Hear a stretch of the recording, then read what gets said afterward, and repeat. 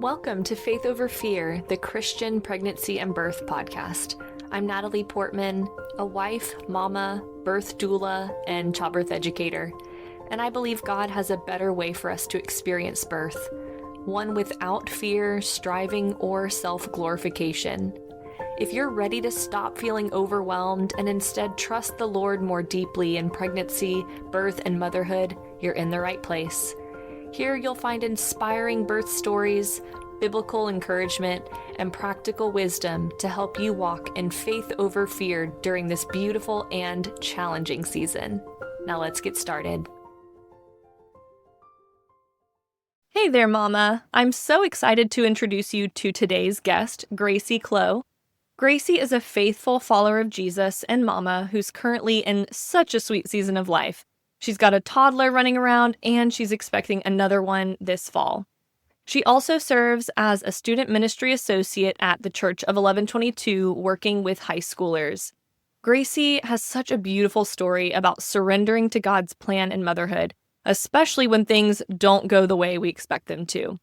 She's walked through the experience of preparing for an unmedicated birth, doing all the research and prep work, but then needing to shift to a planned C-section. And God used that experience to teach her about trust and surrender in ways she never expected. I think you're really going to connect with her heart and her story, especially if you've had a birth plan that went totally differently than you'd hoped. Gracie, thank you so much for sharing your story with us today. Thanks for having me. So excited. And I forgot to mention, I was your doula for the first time that you gave birth. So really, really exciting. Yes. And you're such a dear friend to me. So Yes. super excited to have you on. So let's start from the very beginning. What was your journey like to becoming pregnant that first time? Yeah, honestly, my husband and I decided a couple years into marriage that we were ready to start having kids. And we both I don't come from a huge family, but I have two sisters and my husband has 4 siblings. And so we just knew pretty soon we wanted to have kids. We wanted to have kids young because we wanted to spend as much time as we could with them. And so, yeah, honestly, like getting pregnant, that part of our story was pretty easy. We were really blessed. We just kind of started trying one time and then I found out I was pregnant. And I know it's not a lot of people's stories, but there's definitely been hard parts of our journey, but that part was really a blessing from the Lord. And yeah, I kind of knew I was pregnant. I could like tell there's signs that I was pregnant. And I woke up one early morning to go to work and it was like 5 a.m. My husband was still sleeping. And I took a test. And I found out I was pregnant, and I went in and like told him that he was still sleeping. It was like 5 a.m. and he like opened his eyes. It was like so groggy, and he was like, "Oh my gosh, that's exciting!" And then he literally just fell back to sleep. Just fell right back to sleep. I was like, "Okay, this is great. This is how it's gonna go." And so obviously he was excited later that day once we reconnected. But yeah, that was really a blessing. But yeah, it was pretty simple, easy for us to get pregnant. Yeah. I love that. I know it's one of those things, like it's a hard part of when you have that desire in your heart to want to start trying for a baby and you have to temper those expectations of like, I have no idea if this is going to take a really, really long time, like if that's going to be my story or if we will get pregnant right away, and you kind of have to prepare for both scenarios in some ways. But what a blessing that you guys were able to, get pregnant so quickly. That's awesome. Yeah. So then now tell me about your pregnancy overall. How did you prepare, like in all the ways, emotionally, spiritually, physically, to prepare for the birth experience you were hoping to have? Yeah. Early on in my pregnancy, I felt like I had heard the Lord be really clear to me that he wanted me to pursue an unmedicated birth. And I didn't know what that meant. I didn't have really any experience. I had obviously no experience with birth. I didn't really know much about it. And one of my struggles my whole life had just been running from pain. I don't like pain. I try to numb pain. I try to not feel pain. And so pretty soon into it, I felt like the Lord was inviting me to do something really scary, which was I had never thought that of an option. I definitely am more natural minded person, but I had always thought giving birth would be so horrible. Why would I not get an epidural or something, And yeah, the Lord just convicted my heart to try to be flexible and see what he would have for me in that. And so I didn't know what to do. I didn't know where to start, but I did know you. And so it's Natalie, I need help and I needed a doula and I didn't know what to do. And so, I think physically and and that like preparing for birth physically, I met with you and I just tried to train my body to prepare to give birth and to have my baby. And I mean, that whole process it was great. I feel like I learned so much. I feel like I learned so much about my body and like what it's able to do. And yeah, being pregnant it's not like my favorite thing in the world. I think some women love being pregnant. I love being pregnant because I get to carry my child, but pretty much it. I usually feel pretty sick the first trimester and I just feel so like lacking of energy. And so I don't necessarily love it, but emotionally and spiritually, I think that first time it was really it was like a game changer for me to just experience like what was possible in my body physically and also just to know like that God is creating a new human being in me. And so I think there was so much like growth in that season for me just getting to know the Lord and a new side of him as creator. Obviously, I know he created me and he creates the things around me, but to like watch him and experience and create a life inside of me was really, really beautiful. So I think my pregnancy with my daughter, it was like a mixed bag. It was tough sometimes, and sometimes it was really beautiful, and sometimes it was hard, and sometimes it was easy. And so it was just, with the course of being like almost 10 months, you know, there's so much you experience in between the days in and out of all of that. But yeah, being pregnant it's a sacrifice that like, I think I was under the impression of like, I'm going to become a parent once I have my baby, you know, but like so soon in being pregnant, you just experience the depths of sacrifice for your child, you know, like from being sick and from being uncomfortable and from being tired, that like the art of sacrificing yourself on behalf of someone else, which I really think is like the bulk of being a parent, starts like from the second you find out that you're pregnant. And so, yeah, I think that part was really special, but yeah. No, I love that you're drawing that out because it's so true. When you, even like from the moment you have, like what we're saying, that desire in your heart to become a parent, there is a level of vulnerability there that if it doesn't happen right away, or if it does happen right away, it's like immediately things are shifting in your world. And it's a time of just giving that to the Lord, whether that, is a very rocky season with a lot of heartache and disappointment, or if that's filled with a lot of joy. Like the Lord really does draw us to himself through blessing and breaking. And it's a kind of a mixed bag. Like you're saying, it's kind of a mixed bag, this whole motherhood journey. And unfortunately, I think for most women, there is some level of breaking in that. But it's not a sign that the Lord has abandoned you. It's not a sign that he's not faithful to you.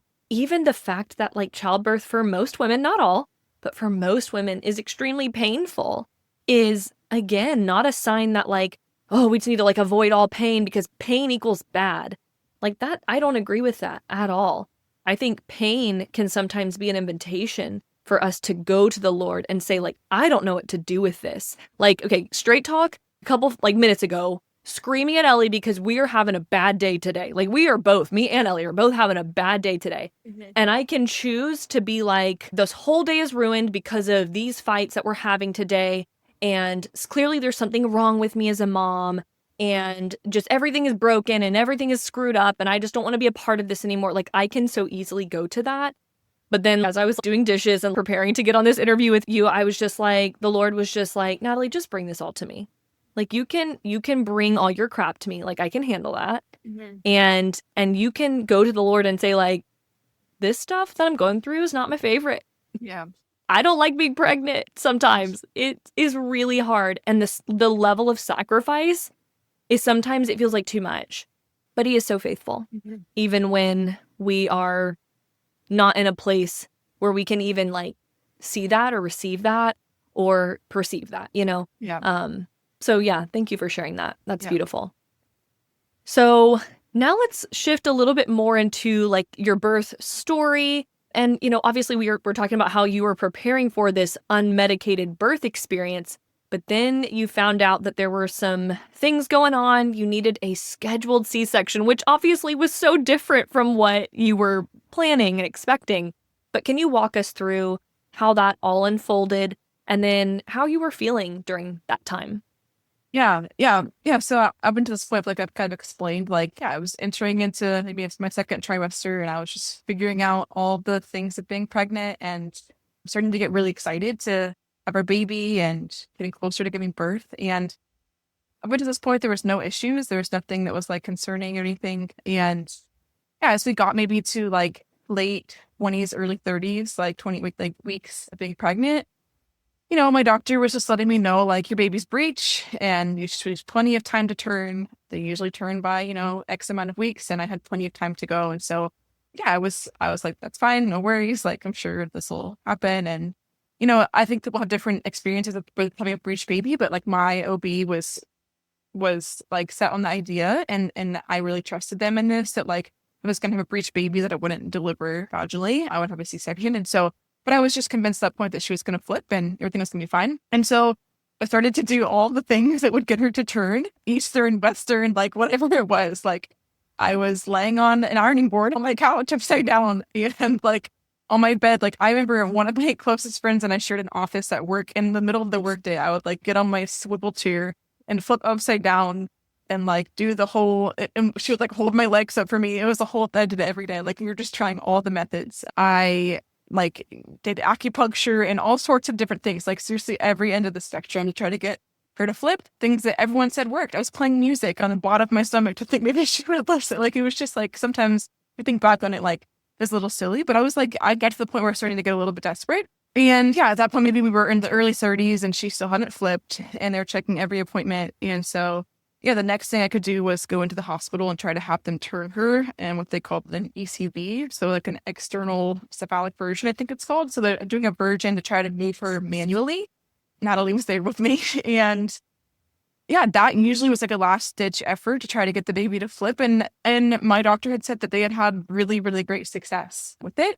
And so I just went in. I didn't even realize really what I was getting into, but they offered me an epidural for that process too. And I was like, well, this might be a little more serious than I think.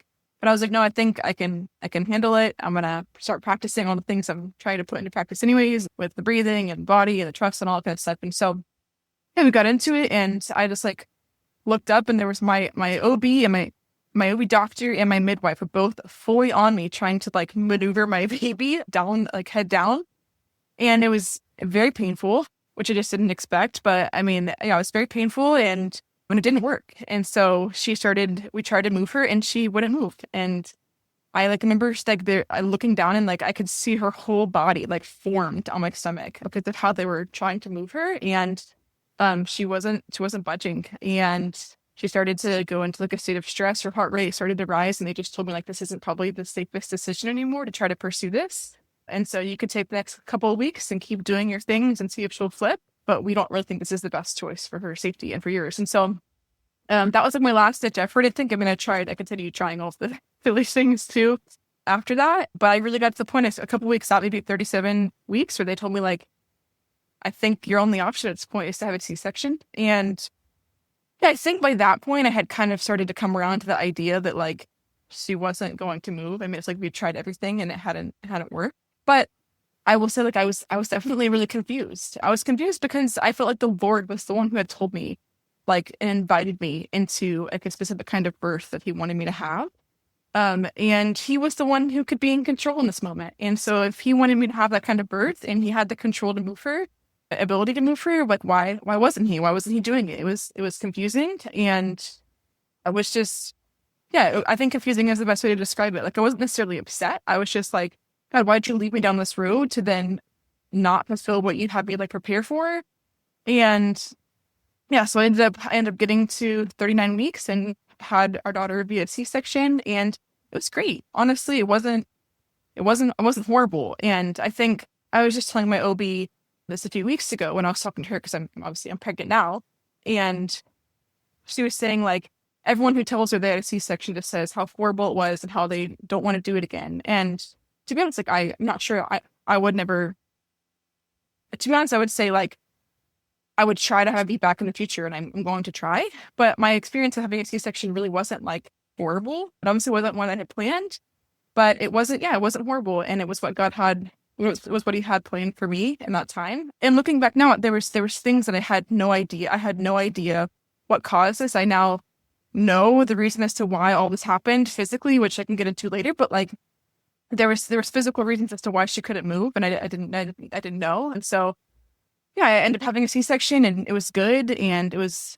tough in some ways. My OB it's really awesome. And they provide like what they call a gentle C-section. And so I was able to have like my preferences met and honored, and I was able to have like a really peaceful experience. The OR is definitely like not peaceful in general. It's really scary and just like sterile and bright. But they, dim the lights and like play music and like hold your baby when she came out and see her when she comes out. And so I think it was as good as it could have gone. But yeah, it definitely was not what I had planned, and it definitely was not what I felt like the Lord had led me to pursue. But it was what He decided what was best for me. And so that's what happened. And it was great. And it was what gave me and my husband our daughter safely and healthily. And that's all I could really ask for. So yeah, your C-section was honestly like one of my favorites in that you could just feel the Lord's presence there. I remember the song that Marcy was born to was "No One Ever Loved Me Like Jesus." And I just remember that being such a beautiful song that she was born to that, because it is true. Like, as much as we love our children, the Lord loves them so much more. And even that song playing was you surrendering to the Lord. Like, literally your arms are stretched out side to side like Jesus on the cross. And He's just like, I am totally surrendered to your plan, Lord.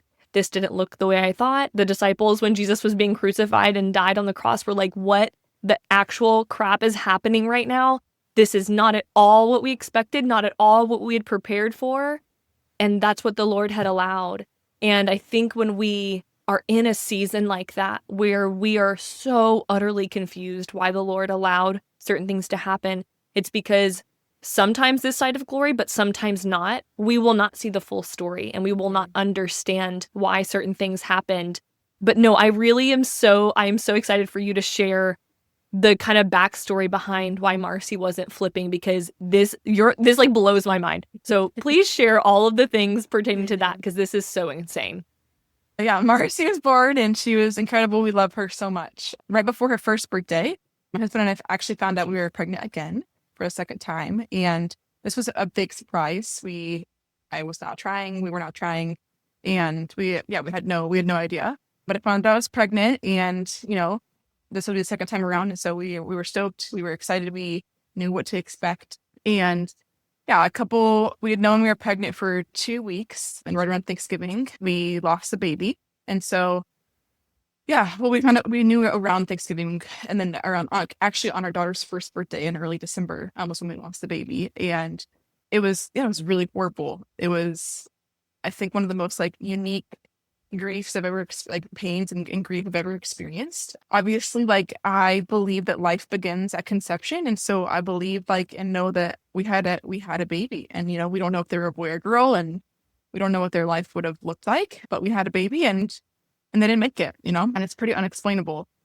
But yeah, in that process, there's so much there, but in that process, the Lord just like really, really spoke to me. And I think, yeah, I would never wish that on myself or my story. But what the Lord showed me about Himself in that season was irreplaceable. And I up until this point have never really suffered or experienced like any form of suffering beyond like the normal everyday things. And this grief, like, and this pain was seriously, I think, one of the worst things I've ever gone through. Physically, like the pain of it, and the loss of dreams and hopes, and yeah, just the grief of losing a child. It was unexplainable. But in the midst of suffering, I encounter the Lord, and I'm really convinced that like our purpose here on earth is to know who God is to know Him and to know who He is. I think like the Westminster Catechism says this line of like, what is the chief end of man? It's to worship, it's to glorify God and to enjoy Him forever. And so like to enjoy God is to know Him. I think all the things we experience, whether good or bad, allow us to know who God is and know different attributes and characteristics of Him, and to enjoy Him. That's why He made us, is so that we could enjoy Him, and we could love Him, and He could love us. And yeah, this is one of the things that I went through that, yeah, I don't necessarily know how to reconcile like how God chooses and elects suffering on our behalf, but I do know that He allowed this to happen, that He is the only giver and taker of life. From conception, to your point earlier, like from people that can try and control everything and they still can't conceive and have a baby, but they control their whole like I have friends who like they've done everything, they've tried to control every piece and they still can't get pregnant, to like being a mom now and I can control the environment so much for my daughter, but at the end of the day, I can't control her life. Like there's such a key piece of being a parent that you learn, like you have really no control. God is the giver and taker of life. And in this instance, like God, he gave us life and then he took it away. And in taking it away, yeah, I came to know him as comforter in a way that I don't think I would have ever known him before. It was like I've been following Jesus since I was a little girl. And so, yeah, there's different seasons where I come to know the Lord deeper. But this season, I think, was like, it was like I was meeting him again for the first time in a new way. It was just completely unlike anything else. And amidst my suffering is like where I became united to Christ. I became united to Christ in his suffering and in his pain. And like he tells us, like, in this world, you will have trouble. In this world, you will be like me. Like I suffered, you will suffer. But like in the suffering is where we find him. That's where he is in the suffering with us. The suffering servant is who Christ is. And I met him there as comforter, and it changed my life. It changed the way I view him and see him and walk alongside others, I think, forever. And it doesn't excuse or like take away the pain of it all, but it was really just a deepening season of my life in general. And so, yeah, with all of that, obviously we lost our baby, and it was really horrible. I ended up having a pretty traumatic physically like miscarriage. I miscarried the baby at like 6 weeks, and then maybe like 8 to 10 weeks post, or 8 to 10 weeks of when I would have been pregnant. So a few weeks after I miscarried, it was the holiday season, and it was hard to get into the hospital and do all the things and appointments and stuff. Just missed them with holidays, and I still had like remains and things like tissue that was left in my body, and I ended up going septic actually, and it was horrible. I woke up one night in excruciating pain. I thought I had pretty much passed like the whole horrible physical part of the process of losing our baby, and I woke up in extreme pain with a fever and a headache, and I thought, like, I think I have an infection. These are the signs of infection. And so my husband rushed me to the hospital, and I was going septic, and it was very scary. I obviously didn't really know what that meant. And I had an emergency DNC, and in my DNC is where we figured out like a really key part of my body that I had never known about. And like I said, like this season was so sad and so hard in so many ways. But honestly, like this part of the surgery, I think was, as I start to explain it, like you'll know, but I think it was just like a little bit of a gift of like humor from the Lord to me. Like I just started to, once I found out like what was going on, it was like, no, this is crazy. And so, yeah, I had my surgery. My doctor was incredible, and I was coming out of anesthesia. And I mean, I'm seriously like, I'm laying there, I'm groggy, I'm like fresh out of anesthesia. And my doctor, she's like, I can tell she's like happy, right? And so I'm like, why is she happy right now? Like this is not like a fun surgery. And she looks at me and she's like, we know, like we just discovered something that we didn't know that you had. And I skipped a part, but in one of my appointments post losing our baby, one of my, like the person who was doing my scan noticed it, like thought there was like some sort of lining in my uterus separating it into two. And so they had told me they were going to look out for that in the surgery. They might remove it or whatever. And I didn't really think of it as that big of a deal. So in my surgery, my OB, my doctor, as she's waking me up from anesthesia, tells me that she has discovered that there's no lining in my uterus, but in fact, I just have two fully separate formed uteruses in my body.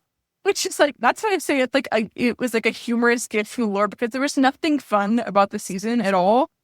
But it was like, for a moment, I was just able to like laugh. But like, what are you talking about? Like, that is crazy. I mean, this formed in me when I was in utero myself, like when I was a baby. And so I've had this my whole life, my whole last pregnancy, and we never noticed it. It was never noticeable.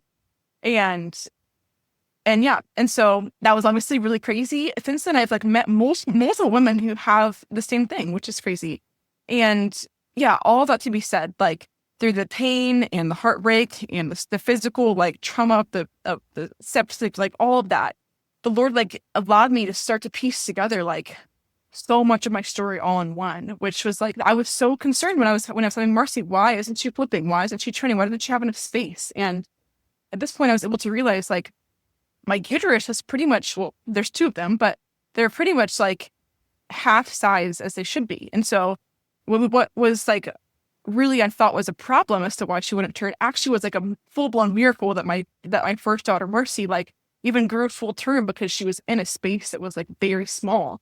She obviously had enough space to grow. Came out, she was like a perfect size, but she didn't have enough room in there to flip whatsoever. And I just remember thinking, like, flashing back to like when they were doing the procedure to try to turn her, and like they were trying to move her, and it wasn't like she was like not budging. It was like she literally couldn't move. Like she couldn't relocate anywhere else. And so, yeah, I think there was no reason as to why I should. The Lord didn't owe me an explanation for all of that.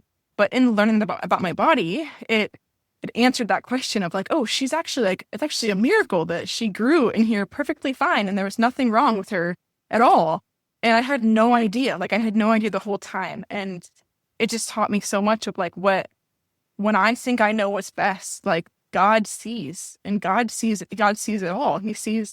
He saw everything. He knew exactly what was right and what was best. And he wasn't confused as to why she wasn't moving the way I was confused as to why she wasn't, because he could see it all and he knew it all and he was in control, and he was doing what was best for me and what was best for her. And so, yeah, I have 2 uteruses now, which is like my fun fact. Anytime anyone wants to know anything, as long as they're not bothered by it being maybe TMI, it's a fun fact for sure. And yeah, I mean, I think I'm fine. I'm obviously pregnant again now. We'll see what happens. But I mean, with my birth, but yeah, so that's my fun fact. And yeah, I mean, we just figured out it on the back end of like some really hard loss. But yeah, it all kind of comes together in a weird little bow. When you told me you had 2 uteruses, I was like, I'm sorry, did I read that right? Like, I think you texted me and I was like, what? I was so confused. I was like, I had never heard of that before.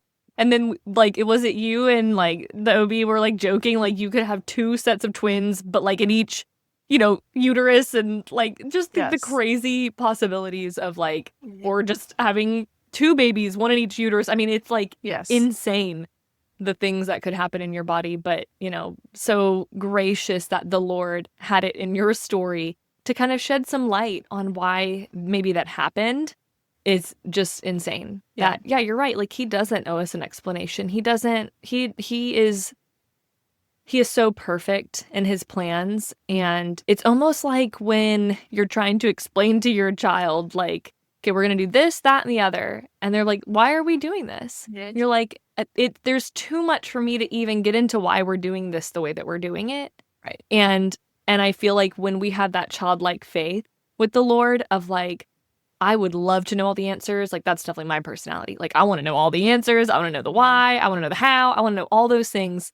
But when we get to a place of not feeling like we need to control the outcomes, and we are truly operating in faith with the Lord of, I don't have to know all these things, but I wholeheartedly trust that you have this taken care of, it does usher in such a sweet season and such a peace that comes over you, because you don't feel like you need to have it all figured out to make the right decisions or, do whatever you had planned to do with your plans. So yeah, such a wild twist in all of this story, but thank you for sharing that. Yeah. So then with this pregnancy that you currently have, what's been going on with that baby? Is it like, do you even know the gender yet? Or are you guys waiting? It's a girl. Yeah, we're having another girl. Another girl. That's right. You told me this. Yeah. So what are y'all, like, what's she doing this time? She's in the same uterus. You told me this. She's in the same uterus that Marcy was in. Yes. Yeah. Yeah? Yeah, she is. Yeah. And we are just going to take it week by week, to be honest. My doctors told me, like, there's a chance that I can have a be back, and there's a chance that it could be the same exact way that what happened with Marcy. And so, yeah, basically there's like a shorter amount of time and the size of my uterus for a baby to flip. So like my doctor would normally say like maybe around 35 weeks, the baby's going to probably have moved, or 38 or whatever the case is. Maybe around like 30 weeks is probably around like when my baby will probably stay in the same place just because of the size. And so, yeah, if it gets to that point and she happens to be head down, then she probably won't be able to move because she'll be stuck that way. So she'll probably stay head down, and we'll try to have a be back. But if she happens to be head up, then she'll probably stay head up and I'll have another C-section. And so it really is just kind of like a week by week, like, see what happens. She's definitely active and moving around in there. And it's really crazy now that I know this. Like, I can see her on my right side of my stomach. I can feel her on the right side of my stomach. I remember when I was pregnant with our daughter Marcy, like, one of my friends at my baby shower actually was like, your stomach is only to the right. And I was like, yeah, I know that. And I don't know why, but it's only to like and I was like, yeah, that's true. I thought it was just because I knew she was breech at that point. I thought maybe that's where her head was, but it was literally just like my whole right side of my stomach was like the bigger part. And so now that I know it, it's funny. I can like see that like that's where she is she's on the right side. We'll just kind of take it like week by week and see what happens. And it's really freeing to me now to know like whatever happens is great. I mean, I've had a C-section before, and so if that's my story again, then that'll be it, and I'll go with it, and I'll completely trust the Lord in it. I know why, right? Like it would actually like that is what makes sense to me now. I think to have a feedback and try for it would be really exciting. I think I'd like to give I'd like to give it a chance, an option if I can. I don't know why. Like I would never pass that up if it was a possibility. But yeah, at this point we're just kind of taking it week by week and seeing what happens. I love it. Well, and I even think of the verse, the word is a lamp into my feet and a light into my path. And the thing that we want most is that like headlight that's like shining the whole path down for us. But that's not what the Lord's word is for us. His word is like what you're saying, just step by step, week by week, just seeing what he has for you. Because if we knew the whole story, we probably would screw it up. If we knew all that the Lord had planned for our life, we would royally mess it up. And it's his grace that he allows us to, just step by step be following him and walking into the promises and the beautiful things he has for us. And if you are a believer, then you truly in your deep down in your soul get to have this feeling of, everything that's happening in my life, the good, the bad, the ugly, the unexpected, the unexplainable, all of that is working for my good and ultimately his glory. That's right. And when you get to group all those experiences under that umbrella, it makes it so much easier to walk in faith than in fear, which is most of our tendency to do so. But I love that. And just another thing that I just love about you in general is like your faith for the Lord is so genuine. And so to be able to kind of watch you from the, outside in going through all of this, like going through the pregnancy with Marcy and the unexpected twists and turns of having, the planned C-section. And then, you were keeping me in the loop, like right when you found out you were pregnant again and the loss and like all that. And just to see the Lord's closeness to you in this season has just been so beautiful because I know it's genuine. Like I know that the Lord truly is with you and that you love him so much in spite of all the things that have happened. So just throwing that out there. Thank you. But let's actually back up just a little bit. So back to Marcy. So walk through what that postpartum season was like. I know we kind of skipped over it a little bit, but give a little bit of context to what that was like transitioning to being a mama for the first time and breastfeeding and just all the things. How was that season? Yeah, I mean, I think back to what I said in the beginning, like being a mom, being a parent, I'm sure this is the case for dads too, is like, it's the most sacrificial thing I've ever done. And those first few weeks were like so hard. The exhaustion and recovering from the major surgery and just figuring out, how to breastfeed, how to take care of a child, how to like literally just all of it is brand new. And so, when I think back to that season, I have so much like grace for myself that I probably didn't have then. I was just scared and anxious about a lot of things and exhausted. I think the word I think of is just exhausted. I was exhausted. And I think, and I can say, like I said, that's just like the shared common experience of being postpartum is you were just exhausted. But it was so beautiful. I'm like excited to have another baby because I think the biggest heart and hardest thing for me in becoming a mom was that I had no idea what to do. And I'm sure, and I know like all of our kids will be different and they'll present unique challenges, but I know, like, I'm confident we can have a baby. We can take care of her. We can love her. And yeah, you just feel so much pressure that you don't really know what to do with. At least that was the case for me. But looking forward to the future now, I'm like, I'm going to be okay. Like you just feel like you feel so overwhelmed by it all. And in the midst of it, there's so much joy and so much love and so much excitement. And so yeah, I remember a couple of memories that like really shaped that time for me was I I remember one night I was awake in the middle of the night, and this was a few weeks in. At some point I let my husband off the hook and was like, you should just sleep. Like, he was trying to help me for a long time and change the diapers and stuff. But at some point, like, when you're breastfeeding, you're just like, you just go to bed, like, I'm just going to be here doing my thing. You just go to bed. And so I was just sitting there, and it was like 3 a.m. in the morning, and I was exhausted, and I was tired, and I was just in like a weak moment. And I just remember texting one of my friends who had a baby maybe 2 months before I did. And so I knew she was probably still up at the same time as me. And I just remember texting her and being like, I just feel so alone. Like, those are the times in the night where, like, you feel like you're the only person. Like, there's no one else with you. You're the only one doing this. Like, there's no one else. Yes, your husband gets it, but in a very unique way. Like, there's no one else who in that moment feels exactly what it feels like to be the mom of this child. And she just texted me this thing that, like, transformed the way I think about, the way I thought in that season, the way I really think about, like, honestly, every part of my motherhood now, which is, she was like, hey, you feel like you're alone, but the truth is there's like thousands of mothers all across the world in this moment that are probably feeding their child the same exact time that you are. And they're maybe they're alone in their room, but like, you are now a part of this thing that is so much larger than you, that there's moms, here in our city, in our country, and across the world that are like in this moment sacrificing themselves on behalf of their children. And whether that's like in the first few weeks of being postpartum, or up to this point with our year, like your daughter's a year and a half, when there's moments where there's really hard times too. And I think, wait, like, I'm not the only one who's experienced it before, the women that came before me, the moms that came before me, the ones that will come after. It's just like a really beautiful and honoring, like, thing to be a part of. And so, I think I always heard people say, like, moms are superheroes, And I remember, like, just one night I was like, no, that's the truest thing I've ever heard. Like, to think, like, all my friends that are moms, like, before me, that I had no idea what they were experiencing.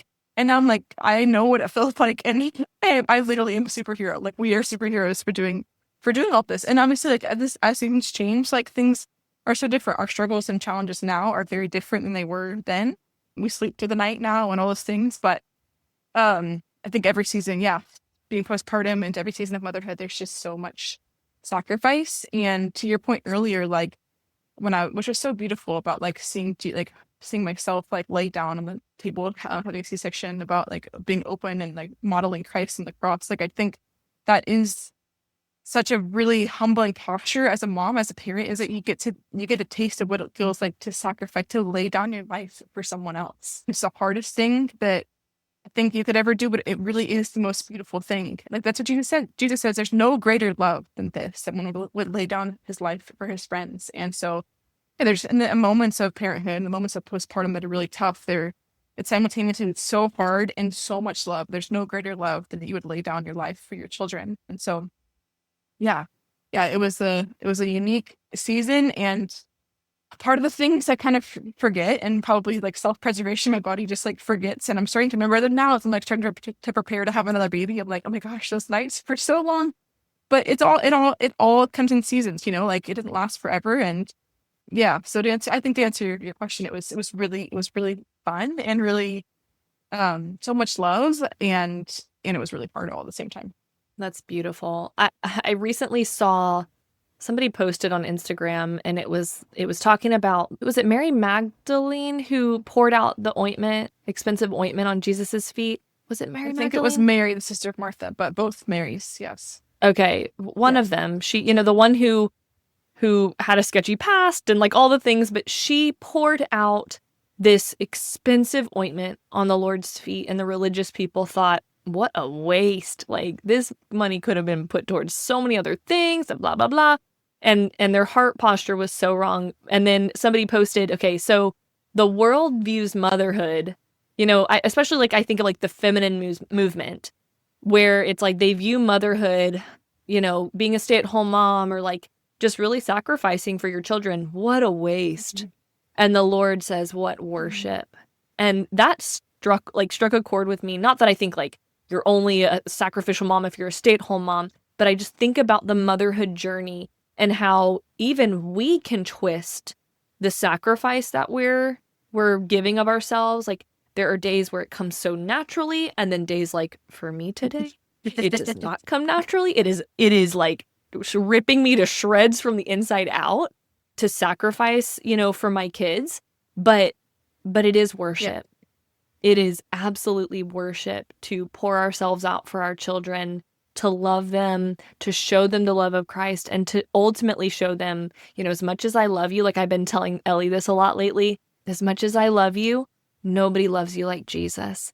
And she's been repeating that a lot. Like I'll ask her, I'm like, Ellie, who loves you the most? And she'll say, Jesus loves me the most. I'm like, that's right. Because I love you so much, but my love is so imperfect. I am a broken, imperfect person. And she's like, yeah, I know. I'm like, girl, you know, I'm so imperfect.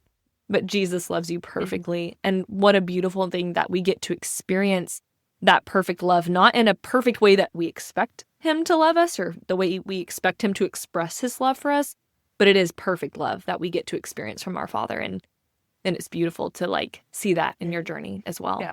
Good. It's so good. So, Gracie, your story is so beautiful and so many twists and turns. If a mama would like to connect with you and just learn more about your story or just, love on you and encourage you, maybe they've experienced something similar, how could they get a hold of you and contact you? Yeah, I mean, I'm not the most, I don't really think I'm popular or famous or anything by any means, but I have a social media presence. And so I think my Instagram is Gracie Clowe, which is my name. I think that maybe I can't actually remember my handle. I think it's Gracie Clowe, but you can search me up on Facebook or Instagram, or you can ask Natalie for my number. Any of those things is great. I'd love to connect with anybody who wants to talk more. Yeah. Wonderful. Well, I appreciate you and just love your heart and love you as a dear sister and friend in Christ. Yeah, I love you too. Thank you so much. That's it for today on Faith Over Fear, the Christian Pregnancy and Birth podcast. I hope today's conversation encouraged your heart and equipped you to trust God more deeply in your pregnancy, birth, and motherhood journey. Hey, before you go, I want to gift you with a freebie. I've compiled some of my most popular resources inside the Christian Mama Birth Prep Library. It includes practical birth prep handouts, such as the labor positions cheat sheet, birth preferences checklist, and provider questions guide. You'll also get exclusive discounts and even a worship labor playlist to bring God's peace into your birth space. To get instant access, simply visit faithoverfearbirth.com or click the link in the episode show notes to sign up. You'll receive immediate access to these valuable resources created just for you. If today's episode blessed you, please subscribe, leave a review, and share it with some other mamas who could use this encouragement. Your support helps more women find this podcast and embrace faith-filled birth and motherhood. Let's keep choosing faith over fear. Bye-bye for now.